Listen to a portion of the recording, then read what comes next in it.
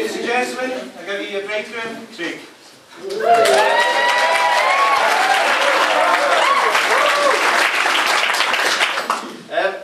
Get off! I wrote this about a month ago, and then as I read through it at Cat's mum and dad's house on Saturday night, I kind of thought, this doesn't sound like me. I took some bits from the internet.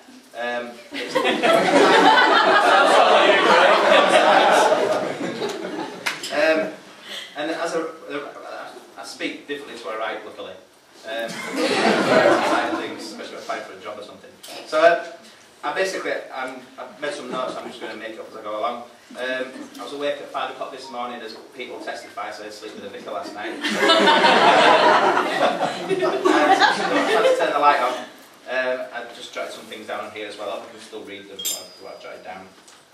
So there are some lines I did still steal from the internet, and I need to get these right. So, ladies and gentlemen, family and friends, on behalf of Katrina and myself, welcome to you all. As there are going to be a couple of toasts in my speech, just make sure, please, that you've got your glasses at the ready. And while you're doing this, I thought I might tell you how me and Kat met the first 3 dates, because you might wonder how I actually managed to keep her. The first night was a night out in Leeds on a Thursday night, and it went fine, but I just thought she was so beautiful that that's it. I won't see her again after that night, but I've got no chance. So I went to a Bradford City match, unfortunately. On the Saturday, I think it was away at Crewe, went with Chris and a couple of lads that are coming tonight. And we're eating fish and chips at dinner time, and I just decided, I talked to them about Thursday night, and they kind of pushed me to say, give her a ring, you know, get her to come out tonight. So I rang her up and said, do you fancy going to Angelo's in Bradford? And she said, yes. So I made my day straight away. Unfortunately, my car was knackered. It was in the garage, and I thought she won't be impressed. I'm living in Wibsey, she's living in Headingley, and I don't think I'll impress her getting the bus. So I rang my dad up, and I got lucky enough again, my dad lent me his Renault Passion Wagon Megane.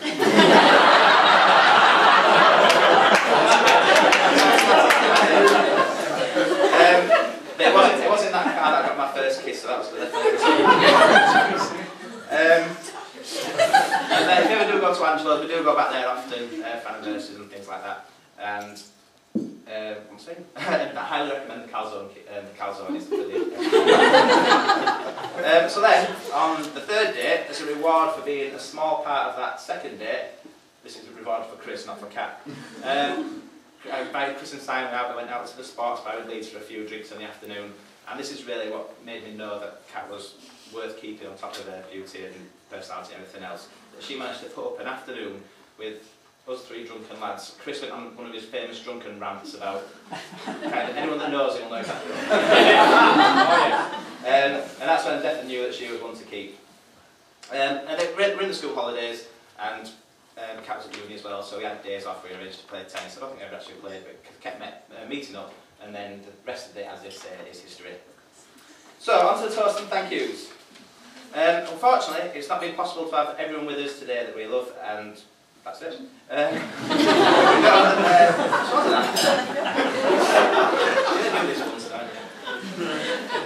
We know that they're here with us in spirit, and not only in our thoughts today, but more importantly, they're with us in our hearts. There's one particular couple that aren't here today, have now become a 3. Anyone that knows Sarah Margits and Jim Margits, they just had a baby girl today. What's she called? Daisy Elizabeth, is it? Yeah. Yeah, Daisy Elizabeth. I think it's a girl, yeah.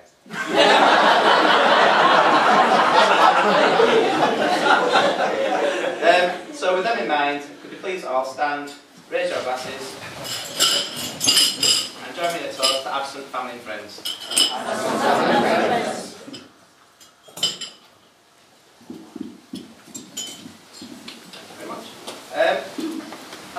I've never been to a wedding where people brought along their own vicar or pastor or whatever else they may be. Pete's someone that I've known for about 4 or 5 years now. I met him through working at Bradford Bulls. He was the Bulls chaplain, and he's a very, very hard man to pin down as well. He's always, you're up at Maxwell at 5 in the morning, you're working until about 10 o'clock at night time, always doing something. He worked in Bradford for about 7 years or something, and he played rugby with us, and that's how a few people here got to know him. and just think, thank you so much today. You know, the service was absolutely brilliant, and I'll get the presents the right way around. And we were talking about thanks. Cat. I'm really good at this. You have to come around here though, because you're struggling with this. So thanks for that, Pete. That's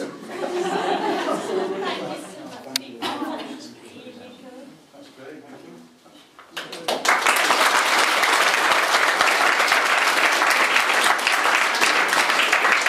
The next person who's been extremely important today, and you can't miss him, has been my Uncle Harold.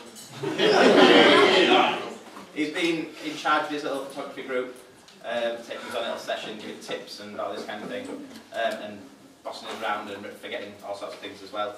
So Harold's done a really, really good job. We'll find out, I hope. So thank you. So everyone's helped as well. Thank you very much. But Harold, please accept this.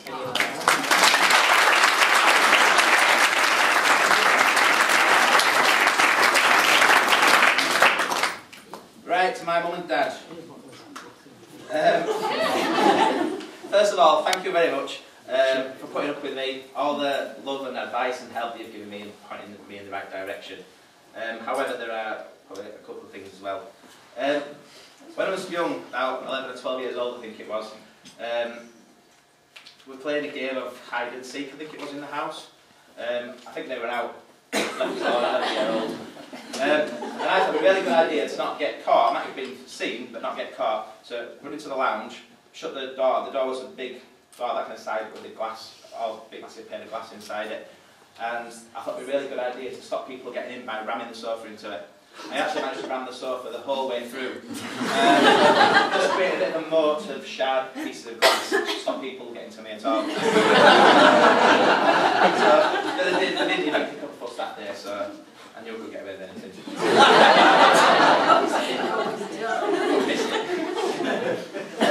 We all do silly things as kids, and as parents do look after us. But so maybe this changed when we become adults. So at the tender age of about 30ish, still living at home, I decided to fix the video in my bedroom. It was about 10:30, 11 o'clock at night time. Someone at school had given me something to copy onto DVD, and it was old, if anyone remembers the Machine Gunners from the 80s or something, it's tatty old VHS tape.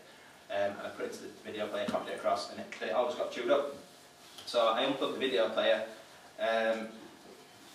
unscrewed the top. My dad's, if anyone doesn't know, his job at the time was electronics engineer, so he knew his electronics, he knew his electrics, that kind of thing, and I, being inspired by my dad, knew I could fix anything as well. So I took the lid off the video, cut the video tape out, and managed to get everything out of the way. The only problem was the tape was still stuck in the player, so I had to turn it back on again. I thought I'd turn it back on first without putting the lid back on, and so I turned the power back on, and I'm convinced I did not touch the video player, so my hands must have been close enough for my hands to then get drawn to the video player, and about 300 volts of DC electricity going through my arms, and I thought, I just couldn't let go. Eventually, there's a mirror, the video player's up here, there's a mirror right there, I could watch myself get electrocuted. Eventually, I was thrown to the floor, and probably still to this day there's a big dent in the floor where the video had just missed my foot by inches. My mum and dad came rushing in, and said, what's happened, after hearing my screaming and probably swearing. And I said, I've just electrocuted myself. And my caring mum said to me, oh, you silly bugger, I thought you'd fallen down the stairs. And Dad says, oh, you'll be alright, I do it all the time at work. So, I went to sleep that night. It's a bit, actually a struggle to get to sleep. I think there's a little adrenaline or the electricity. So, turn the lights on. Went to school the next day, and I'm a teacher, by the way. I was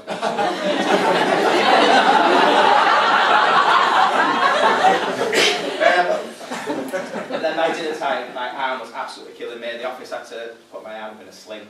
They're all saying, go to hospital, but I didn't want to. I promised I would bring NHS Direct, and all they do is tell you about hospital. So my dad kindly that night, after working all day, offered to take me back to the hospital he worked at, as their electronics and electrics expert, and took his son into A&E with electric shock.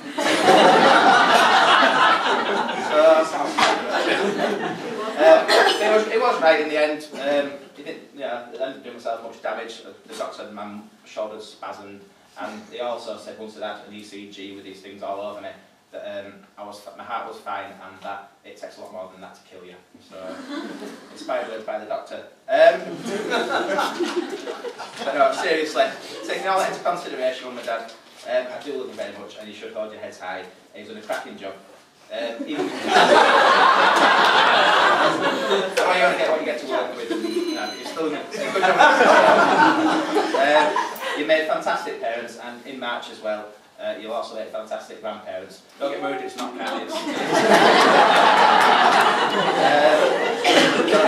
Appreciation. That's it. These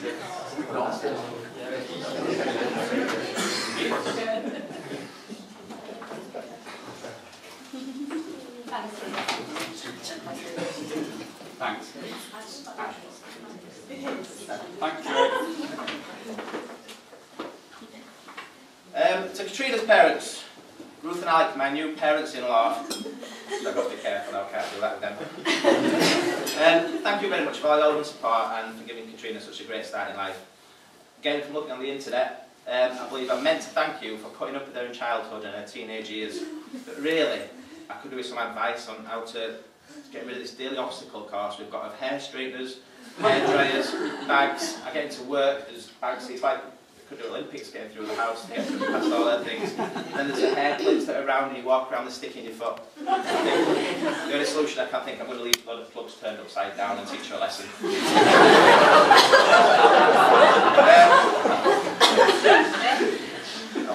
Of course, I'm not just getting the wife here, I'm also getting the family. So thank you to all of you for making me feel so welcome. I couldn't ask for friendlier in-laws than Joanna, Lindsay and Greg. Most of all, thank you for bringing Katrina up to be the woman that I've married. And please accept these gifts.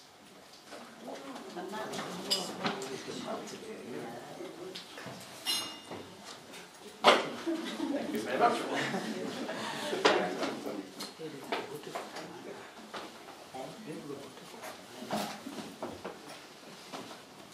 The bridesmaids. It's just a short one because I believe the best man's going to do this first. Joanna, Melissa and Helen, you do all look where are they? And you do all look stunning today, ladies. I knew that before, I couldn't see them. And thank you very much for all the support you've given Kat over the years, but particularly these last few days and this morning. And to help her look so fantastic as well. I know you all had a brilliant time in London, and yeah, thank you very much. So again, please accept these gifts. You need to help here. Don't come out up here. I wasn't sure. I didn't want to just get up and walk across to get my gift.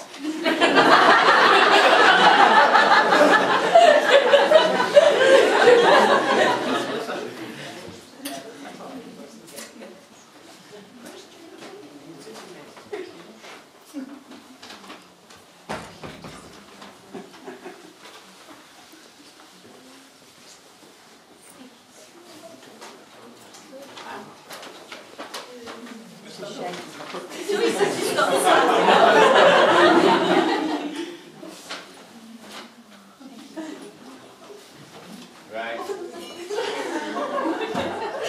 Katrina. So I now come to the most important person in my life. To borrow a few words from our local band Embrace, and don't worry, I'm not singing it. Honey, it's been a long time coming, and I can't stop smiling, and I can't stop now. Simply put, you do absolutely stunning today, and you take my breath away. I'm just so proud to be a husband. I lost it. So thank you very much, I love you so much. This is I have to read because I couldn't even say this when I read it out. They do say to be happy with a man, you must understand him a lot and love him a little. To be happy with a woman, you must love her a lot and try not to understand her at all. That works for me. We've got so many plans to make throughout our lives together that whatever happens, I know we will be together forever, and that's all that matters in this world.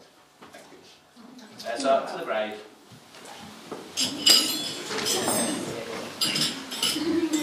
The bride.